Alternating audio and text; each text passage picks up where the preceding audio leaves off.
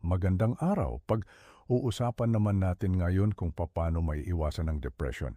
Sa panahon ngayon, napakarami nating pinagdaraanan, stress, pressure, at mga problemang minsan ay hindi natin alam kung paano haharapin. Pero may mga paraang makatutulong upang maiwasan o mabawasan ang posibilidad ng pagpasok sa depression.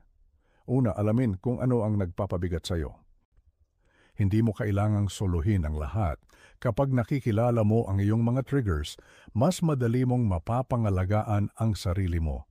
Pangalawa, panatilihin ang koneksyon sa mga taong pinagkakatiwalaan mo. Kaibigan, kapamilya o mentor, mahalaga ang pagkakaroon ng taong makikinig. Minsan, sapat na ang simpleng kwentuhan para gumaan ang pakiramdam.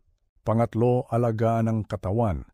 Ang sapat na tulog, tamang pagkain, at regular na pag-ehersisyo ay hindi lang para sa katawan, kundi pati sa isip. Kapag malusog ang katawan, mas malakas ang resistensya laban sa stress.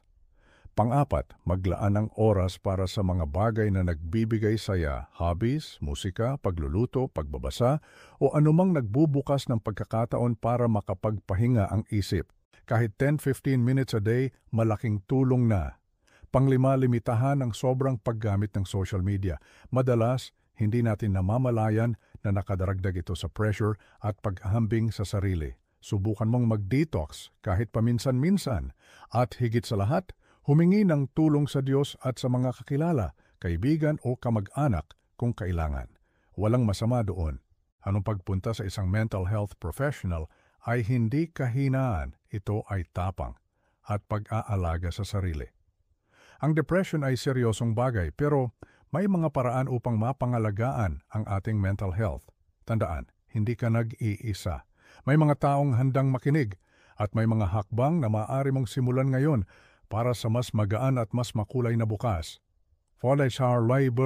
Hanggang sa muli, inaanyayahan ko kayo na i-follow ang Facebook page Timek Ken Ayog at YouTube channel Comporme para sa tuloy-tuloy na pagbibigay ng kaalaman at impormasyon.